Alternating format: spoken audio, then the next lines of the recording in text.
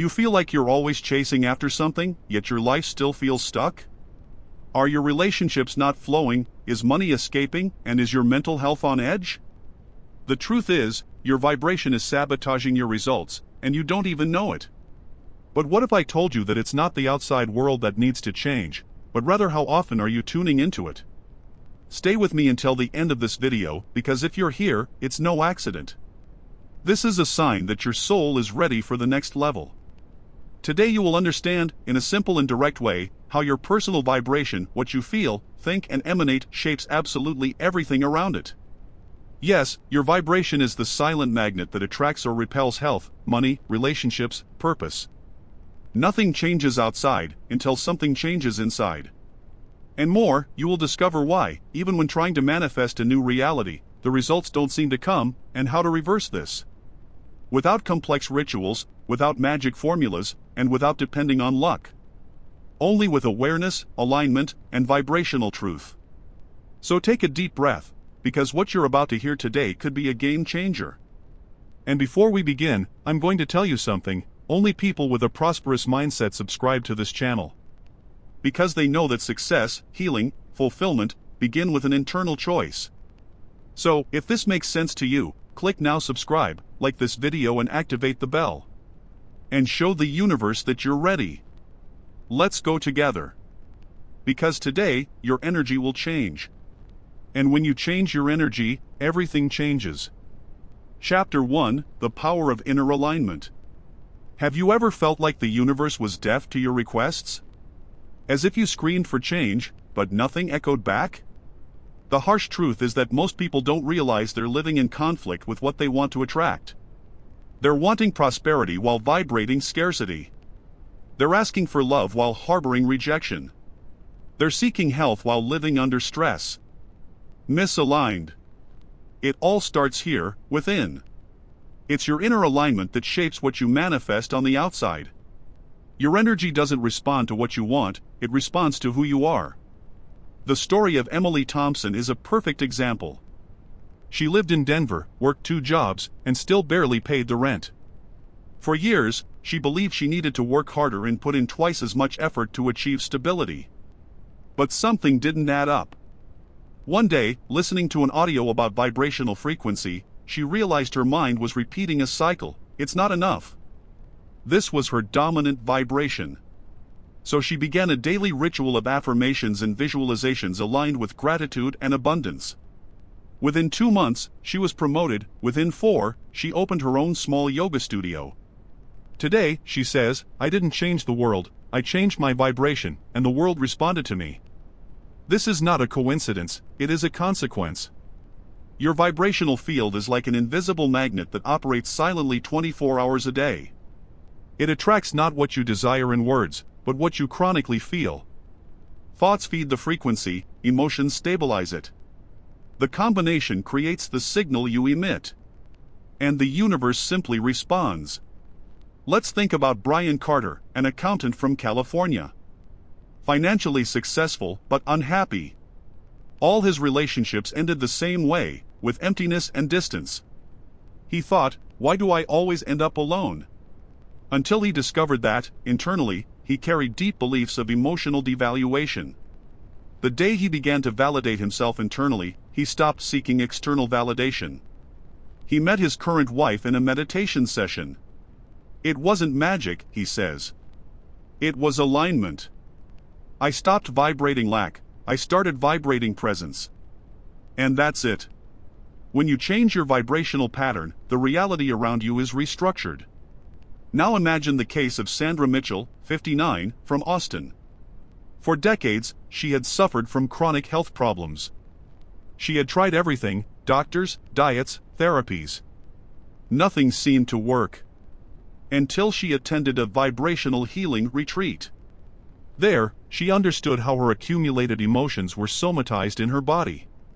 She began applying emotional release practices daily. Within a few months, tests began showing inexplicable improvements. She hadn't just cured symptoms, she had cured the cause. And the cause was in the frequency. What these stories show is not a magic formula. It's a spiritual pattern that can be learned. Manifestation is not a cosmic lottery, it's a subtle science of energy. A silent dialogue between your vibration and the possibilities of the universe. If your life is stuck, it is your energy that is stuck. The good news is that this can change. And faster than you think. You don't need to be a guru, a monk, or have read 50 spiritual books. You just need to stop fighting yourself and start aligning with what you want. But how do you recognize whether you are vibrating alignment or sabotage? That's what we'll uncover in the next chapter. Because understanding your current vibration is the first step to unlocking your true prosperity. And it all starts now. Chapter 2: How to know if you are vibrating scarcity without realizing it. You may be sabotaging yourself without even knowing it. Most people believe they're being positive, that they're asking the universe with faith. But behind these words lies a subtle, silent, and sabotaging vibration. It's like smiling on the outside and screaming on the inside. And guess which part the universe connects with?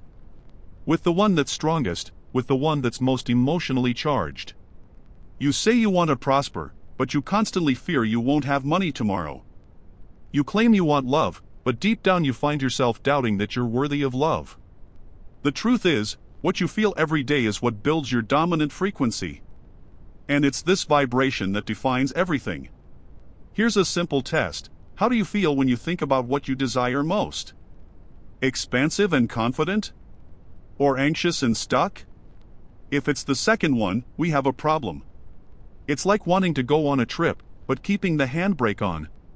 The car won't move, no matter how hard you press the accelerator. Scarcity isn't just financial, it's mental, emotional, and spiritual. It hides in phrases like, "This isn't for me, I'm not old enough for this, I'll wait for the right time." Scarcity is sneaky, it doesn't shout, it whispers, and you believe it. Let's return to Emily from the previous chapter. When she began observing her thoughts, she noticed how many times a day she said to herself, "This is too expensive, I can't afford it, I'll do without it." The pattern was invisible but consistent. Only after weeks of reprogramming these internal triggers did opportunities begin to emerge. And it wasn't magic, it was vibrational coherence. Brian, for example, noticed that whenever he entered a relationship, his internal dialogue was, "It's going to fail again." This thought created a vibration of insecurity. And of course, he attracted people who confirmed his insecurity. Sandra believed it was too late to heal. This belief generated frustration and, consequently, physical blockages. When she began to affirm, "My body knows how to regenerate itself," her vibrational field shifted. And when the field shifts, reality begins to follow. Understand, everything that is chronic in your life has a chronic emotion behind it. It's not bad luck. It's not karma. It's frequency. And here's a powerful revelation: frequency doesn't change with willpower, it changes with awareness. When you begin to observe your own thoughts, without judgment, you begin to regain control. Awareness is the switch that turns on your power. Now, here's the next step. You need to learn to recalibrate your vibration daily. Because it's not enough to realize that you are vibrating scarcity, you need to replace that with a new energetic emission. How to do this? Is there a specific vibrational routine? Yes. And that's what we'll dive into in the next chapter, where you will learn to recondition your energy to manifest consistently. Are you ready for this? Chapter 3: The vibrational routine that changes your energy in 7 minutes. Have you ever stopped to think that maybe your life is stuck, not for lack of effort, but for lack of vibrational preparation? The way you start your day defines the quality of energy you carry. It's as if your mind were a radio, and upon waking, it automatically tunes into the station of anxiety, scarcity, or doubt. And when you spend the entire day on that frequency, no matter how hard you try, nothing seems to flow. But there is a simple way to change that. A vibrational routine lasting just 7 minutes. 7 minutes of conscious intention that act as an internal reset. A reprogramming that attunes your energy field to abundance, lightness, and clarity. We're not talking about something esoteric or complicated. We're talking about emotional neuroscience, about the coherence between thought, emotion, and presence. Start with 1 minute of silence. No external stimuli.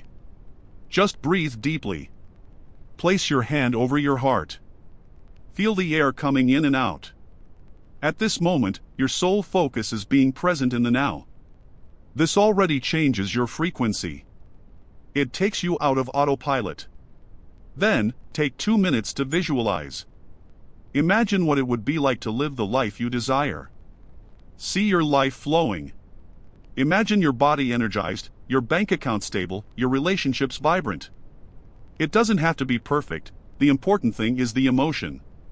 If you feel joy, peace, or gratitude while visualizing, your vibrational field begins to shift in that instant.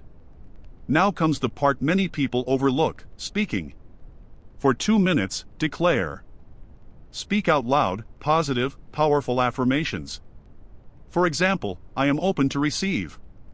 My energy attracts incredible opportunities. I deserve a life of prosperity. When you verbalize with emotion, you send a clear message to the universe and to your subconscious. Finally, the last 2 minutes are dedicated to gratitude. Choose 3 real, simple things that are present in your life today. It could be a hot cup of coffee, a comfortable bed, or the chance to be alive. When you truly feel gratitude, your vibration naturally rises. Gratitude is one of the most magnetic feelings there is. This practice doesn't require much. It doesn't require candles, crystals, or Sanskrit mantras. What it does require is presence, intention, repetition. Emily, who previously lived in scarcity, adopted this practice for 21 days. At first, she was hesitant. She felt like she was faking it. But she persisted. On the 3rd day, she began to feel lighter. On the 12th, she received an unexpected invitation to teach yoga at a holistic center. On the 21st, she signed the lease for her first studio. Brian, on the other hand, performed the ritual and still sabotaged himself throughout the day. He complained about the traffic, criticized his colleagues, and relived old hurts. He understood that creating the right vibe in the morning is only half the battle. The other half is protecting it throughout the day. And that requires continuous awareness. You can choose, repeat the same vibrational patterns as always, or take control of your frequency and change the way the world reacts to you. But be careful, there are invisible saboteurs everywhere. Small, seemingly harmless actions that drain your energy without you even realizing it. And that's what we'll talk about in the next chapter. How to identify and neutralize the thieves of your vibration. Chapter 4, The Invisible Thieves of Your Vibration. You can do everything right in the morning, meditate, give thanks, visualize, and still feel your energy evaporate as the day progresses. Have you ever experienced this? This happens because there are vibrational thieves hidden in your routine. These small, seemingly harmless actions silently sabotage your energy field. And if you don't learn to identify them, you'll continue to feel drained, even when you're trying to vibrate high. These thieves don't appear with signs or warnings. They appear between the lines. In a negative comment. In a disguised comparison. In an internal criticism. And little by little, their frequency, which had been stable, begins to drop. Without fanfare. Without noise. It just drops. One of the most common thieves is complaining. And not just the kind you verbalize, but especially the kind you keep silent. You know that recurring thought of this is hard, this person irritates me, everything goes wrong for me? That carries vibrational weight. And does it raise your frequency? No. It drains it. Another powerful thief is comparison. When you see someone achieving something you want and think, why not me? At that very moment, you stop trusting your journey. You vibrate scarcity. And the universe understands this doubt as a clear sign, this person is not ready to receive. Excessive self-criticism is also a vibrational trap. Making mistakes is part of life. Falling, retreating, hesitating, all of this is natural. But when you turn mistakes into self-judgment, you enter a cycle of internal punishment. And no one attracts miracles if they're constantly punishing themselves. Remember Sandra? She discovered she was constantly comparing herself to the healthy version she had at 30. This created a constant feeling of frustration and rejection of her own body. Only when she stopped criticizing herself and began to be grateful for the body she had now, even with its limitations, did her energy begin to shift. And with it, her health, too. Brian realized that, even after doing his vibrational routine, he was constantly complaining about work, the weather, the government. He called it venting, but he didn't realize how much it drained his vibration. He decided that, throughout the day, he would stop every time he felt like complaining, and turn it into a positive question. What can I learn here? How can I react differently? And that, little by little, changed everything. Emily, meanwhile, had to leave 2 WhatsApp groups she'd been frequenting for years. As much as she liked the people, the content was always the same: drama, problems, criticism. But they're just messages, she thought. Until she noticed her energy drop after each reading. That's when she understood energy is absorbed, even by words on a screen. The key is awareness. It's not about becoming a Zen monk who never gets angry, it's about noticing when you've strayed from your center. And coming back. Quickly. Lightly. With compassion. Now answer me honestly. Can you spot which thieves are draining your vibration in your daily life? Because in the next chapter, I'm going to show you how to shield your energy and keep your vibrational field high even in the midst of chaos. Get ready, because this is where the transformation solidifies. Chapter 5: How to shield your energy and keep your vibration high all day long. Have you ever noticed how easy it is to stay calm when you're alone? When everything is silent, you visualize, take deep breaths, feel gratitude. But what about when the day really begins? Traffic. Pressure. Negative people. Bad news. That's when your vibration is truly tested. Shielding your energy doesn't mean isolating yourself from the world. It means creating an internal foundation so solid that external chaos can no longer shake you with the same force. And here's a secret that few people actually practice: you don't have to wait for the end of the day to adjust your energy. You can and should do small vibrational maintenance throughout the day. Let's talk about them. The first tool is the 60-second reset. Stuck in traffic and feeling anger rising? Before you explode, close your eyes for 60 seconds. Take 3 deep breaths. As you exhale, imagine releasing tension. As you inhale, visualize yourself becoming calm. It's simple. It works. And it instantly changes your vibration. The second practice is the invisible emotional wall. That works like this: choose a word that represents what you want to vibrate that day. It could be lightness, abundance, joy, or clarity. Write that word on a post-it note, put it on your phone, or simply repeat it mentally several times throughout the day. When your mind wanders, bring the word back. It's like a secret code that reactivates your center. The third tool is the silent energy limit. You don't need to argue with someone to preserve your energy. Sometimes, all it takes is a simple "don't respond now," a smile and change the subject, or a choose silence instead of getting on the same wavelength. Remember, when you engage in conflict, you tune into what you want to avoid. Brian used this when he decided to change his vibration at work. Every time he felt like complaining, he reset. When someone brought up gossip or criticism, he smiled, took a breath, and went for a drink of water. I stopped absorbing other people's vibrational garbage, he said. Sandra, realizing she was easily sucked into heavy conversations, began carrying a small crystal in her pocket. Not out of superstition, but as a physical reminder that she was energetically protecting herself. Every time she touched it, she returned to the present. She created her vibrational anchor. Emily chose the word receive. And in difficult moments, she repeated, "I'm open to receiving the best of this too." And you know what happened? She began receiving unexpected positive feedback, gifts, and even professional invitations. Not because something magical happened outside, but because something powerful took hold within. Vibrational shielding is not rigidity. It is continuous presence. And when you start living like this, you feel things stop affecting you the same way. Negative energy gets close, but it doesn't stick anymore. It passes. Because you're no longer available to it.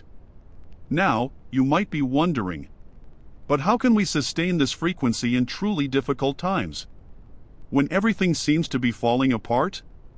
That's what we'll cover in the next chapter. Because maintaining your vibration in good times is easy. The real power lies in protecting it when everything around you screams at you to give up. Chapter 6: How to maintain your vibration even in the midst of chaos. It's easy to be positive when everything is going well. When the money is coming in. When your relationship is going smoothly. When your health is stable. But, what about when life throws you a curveball? How do you keep your frequency high when the ground seems to be falling away? This is where most people give up. They think, this doesn't work, there's no point in vibrating positively, look what happened. And understandably so. But it's precisely at this moment, in the midst of chaos, that your vibration becomes more decisive than ever. The universe doesn't respond to what you go through, it responds to what you project even when you're going through something difficult. Think of vibration as a muscle. If you only use it when things are light, it won't grow. But if you learn to use it even when you're tired, hurt, frustrated, then it will grow stronger. And how to do this in practice? First, acknowledge what you're feeling. You don't have to pretend you're okay. Feeling pain doesn't disconnect you from abundance. Suppressing the emotion does. Don't repress it, embrace it. Tell yourself, this is difficult, but I choose to stay centered. This already shifts the energy. It transforms chaos into process. Second, choose a symbol of focus. Something that reminds you of who you're becoming. It could be a bracelet, a phrase written on your mirror, a picture on your phone. On the darkest days, when everything seems dark, this symbol becomes a silent reminder, the light is still here. And so am I. Third, practice what I call strategic gratitude. Instead of trying to be grateful for everything, which is nearly impossible in the midst of suffering, choose one thing. Just one. It could be your breath. It could be the roof over your head. It could be the strength you still have left to carry on. Just one point of gratitude already begins to raise your vibration. Brian used this when he lost a loved one. Instead of abandoning everything he'd been practicing, he focused on one phrase, I choose to honor life. Every day, even through tears, he repeated this. It was this intention that kept his frequency connected to love, not fear. Emily went through a financial crisis. It was precisely at that moment that she decided to maintain her vibrational rituals with even greater discipline. Instead of vibrating in despair, she repeated, this is a test of my vibrational coherence. In less than 2 weeks, she secured 3 new clients. Sandra faced a family member's diagnosis. And even though she was shaken, she used her breathing and visualization routine as a safe haven. Not to escape the pain, but to move through it with awareness. For the first time, I didn't collapse. I felt everything. But I didn't lose my light. You don't have to be perfect. You just have to be consistent. Your vibration doesn't require you to always be happy, it requires you to always be present. Because even pain can be traversed with vibrational elegance. And if you learn to do this, there's no stopping you. In the next chapter, we'll talk about something that blocks a lot of people, even those who are already practicing all of this. Let's talk about the fear of receiving. And how it may be stopping you from manifesting exactly what you desire. Chapter 7, The Silent Fear of Receiving. You are asking, affirming, visualizing, but what if, without realizing it, you are vibrating with fear of actually receiving what you say you want? It may seem contradictory, but this is one of the most common and least talked about blocks in the manifestation process. Many people don't fail to attract. They fail to allow. Because behind the declared desire, there is a hidden fear, fear of the new, fear of change, fear of being seen, fear of losing after winning. This fear doesn't show up in obvious ways. It disguises itself as thoughts like, is this really for me? What if I'm not ready? This all seems too good to be true. It's going to go wrong like the other times. And when this doubt sets in, it alters your vibration even if you say nice things. You don't attract what you say. You attract what you do. Energetically sustains. Brian experienced this after winning the biggest contract of his career. Instead of celebrating, he began to procrastinate. He let deliveries slip through the cracks. He felt an internal unease. During therapy, he realized he harbored the belief that too much money breeds loneliness. His father had become wealthy and then been abandoned by his family. Unbeknownst to him, Brian was repeating the pattern as a way of protecting his own heart. When he understood and reprogrammed this association, everything flowed smoothly. Emily, on the other hand, always maintained that she wanted to make a living from what she loved. But when her first students started paying for yoga classes, she felt guilty. She thought helping others shouldn't be priceless. The fear of appearing selfish sabotaged her earnings. So she began practicing the act of receive with gratitude every time someone paid. She would say, "I honor and receive." This simple gesture activated a new frequency, and her income doubled in 3 months. Sandra was extremely generous. She always gave a lot, but she had difficulty accepting compliments, gifts, and help. When someone said, "You look beautiful today," she would change the subject. She felt embarrassed to be seen. And this energy told the universe, "I don't feel comfortable being appreciated." From the moment she began receive compliments without resistance, your self-esteem expanded, and along with it, your relationships improved. These stories show that receiving is also a vibrational choice. Many people ask for blessings but refuse to live on the frequency of deserving them. And this isn't arrogance, it's spiritual maturity. Allowing good to come to you isn't a sign of ego, it's a sign of alignment. Here's a simple exercise. For the next 3 days, practice mindful receiving. Whenever someone compliments you, helps you, or offers you something, no matter how small, say, "I receive with joy." Feel it. Be grateful. And notice how your vibration begins to shift. Because when you start to receive with ease, the universe understands that it can deliver abundantly. Now, you might be wondering, if I'm already asking, I'm already thanking, why does it still seem like it hasn't arrived? In the next chapter, we will enter into a profound truth. Wanting is not the same as being energetically ready. And when you understand this difference, everything starts to unlock. Chapter 8. Wanting is not the same as being ready. You can deeply desire a better life, and yet not be energetically ready to live it. It may seem unfair, but it's true.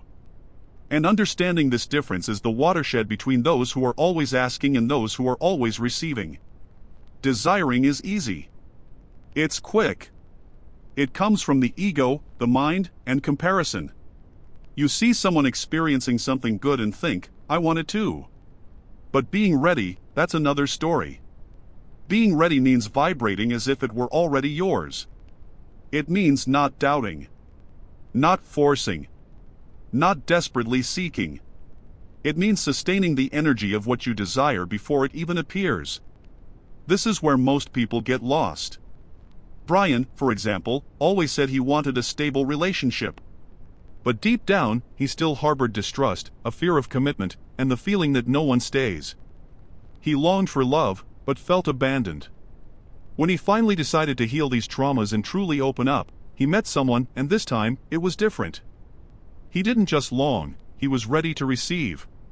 Emily dreamed of being recognized as a leading figure in her field. But every time she was invited to speak, she made excuses. "I'm not ready yet. I need to study more." Her desire was strong, but her heartbeat said, "Not yet."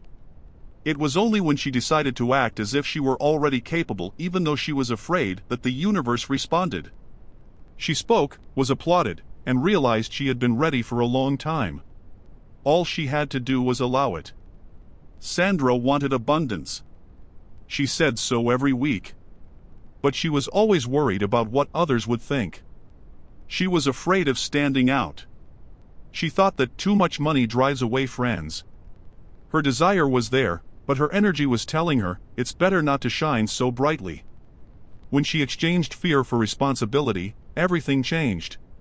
Receiving abundance didn't make her less spiritual, it made her more capable of helping others. Here's the key: the universe doesn't respond to desire, it responds to alignment. You don't get what you want. You get what you are in resonance with who you are now. So, if you haven't yet manifested what you so desperately desire, it doesn't mean it won't happen. But it might mean you're not vibrating like someone who already has it. And how to change that? Start acting, feeling, and thinking as if you were already living what you asked for. Not as a game of make-believe, but as an energetic rehearsal. A vibrational preview of the life you are co-creating. Ask questions like, if I already had this, how would I think today? How would I move? What would I tolerate or let go of? These answers show whether you are just wishing or already becoming. In the next chapter, we'll delve even deeper. Because now that you understand the difference between wanting and being ready, you need to learn how to align deeply with this new version of yourself. This is where the game starts to change. Chapter 9, Aligning with the version of you that already lives what you want. There is a version of you that already lives everything you dream of. It already has peace. It already has balance. It already has health. It already lives in abundance. It already loves and is loved. This version is not far away, it is available now. But you can only access it when you align with it vibrationally, emotionally, mentally. It's not about becoming that person in the future, it's about remember that you already are. The problem is that many still live with their old identities, clinging to stories of pain, fear, and limitation. Repeating phrases like, I'm just like this never works for me, my life is hard. And what happens? They continue to attract circumstances that validate this old version. If you want your life to change, you need to change the way you see yourself, and how you behave in the face of reality. Let's be practical. Imagine you already have the life of your dreams. Now, ask yourself, how do you wake up? What do you think about when you open your eyes? What kind of food do you choose? Who do you spend your time with? What kind of conversations do you have? Emily did this exercise for 21 days. She wrote every day before bed, today I acted like Emily, who already lives her passion. And she noted, I declined an invitation that didn't match my energy. I charged confidently for my work. I ended the day in peace. She wasn't waiting for life to change. She was behaving as if he had already changed. Brian began asking different questions. Would the version of me who's in a healthy relationship tolerate this kind of talk? Would she sabotage herself like this? Little by little, he began acting like someone who already loves, trusts, and feels worthy. The result? He began attracting exactly that kind of vibe in his relationships. Sandra understood that the version of herself who lives in complete health doesn't constantly blame herself. She doesn't hold grudges. She doesn't sleep thinking about problems. So she created daily rituals, silent walks, affirmations in front of the mirror, and mindful eating. My health started to return when my vibrations stopped resisting, she says. Aligning with your highest self isn't about faking it. It's about embody. Don't wait until you're ready to act like that version. Act like that version, and you'll become it. It's like tuning into a radio station. The music is already playing. But you only hear it when you turn the knob to the correct frequency. The same thing happens with your reality. Abundance, love, healing, are already available. What's missing, often, is you. Turn the internal knob of your vibration. In the next chapter, we'll talk about the last piece of this puzzle. How to let go of control and allow the universe to deliver exactly what you are ready to receive. Because sometimes, what blocks you is not a lack of faith, it's excess anxiety. Chapter 10, Letting Go of Control and Trusting the Universe's Timing. You did everything right. You visualized. You gave thanks. You vibrationally aligned. But still, nothing seems to happen. And then comes the doubt, the discouragement, the anxiety. But what if what's missing isn't action nor faith, but surrender? Yes. Letting go of control is often the last step and the hardest. Because your ego wants proof. It wants guarantees. It wants dates. It wants results. It wants to be sure it's in control. But the universe doesn't respond to control. The universe responds to trust. When you let go, you make space. You move out of struggle mode and into flow mode. Emily learned this the hard way. After months of trying to force her workshop schedule, seeking more students, more engagement, more visibility, she decided to stop. For 3 days, she did nothing but meditate, walk, and repeat, "I trust in divine timing." On the 4th day, she received an unexpected invitation to participate in an event that changed her trajectory. She says, "It was when I stopped chasing that things started to come to me." Brian faced this lesson too. He wanted an answer from an investor so badly that he checked his email every hour. He was anxious, tense, and experiencing scarcity. Until a friend said to him, "What if you were already certain it would work? What would you do now?" He took a deep breath, closed his computer, and went to take care of himself. 2 days later, he got the yes. And he understood, when you stop resisting, the universe begins to act. Sandra had a habit of making endless lists of goals, affirmations, and spiritual practices. But she felt exhausted. As if she were trying to convince the universe by force. One day, as the sun set, she said out loud, "I surrender. Do it your way." It was as if a weight had lifted. She began to sleep better. She felt more peaceful. And little by little, the blessings began to appear, effortlessly, without struggle. Because she had finally let go of control, with faith. Letting go isn't giving up. It's trusting. It's saying, "I did my part, now I let the universe do its part." It's like planting a seed. You don't need to dig the ground every day to see if it's growing. You water it. You care for it. But trust that the invisible process is happening. The same goes for your desires. Your requests have already been sent. The answer is already on its way. And the lighter you are, the faster it arrives. Now, you have an invitation before you. The decision to trust. Not just your dreams. But yourself. The universe. The synchronicity of life. Already conclusion will bring together everything you've learned so far, and show you how to apply these principles to every area of your life. Because knowing is not enough. It's time to embody this new vibration. Conclusion, your change has begun.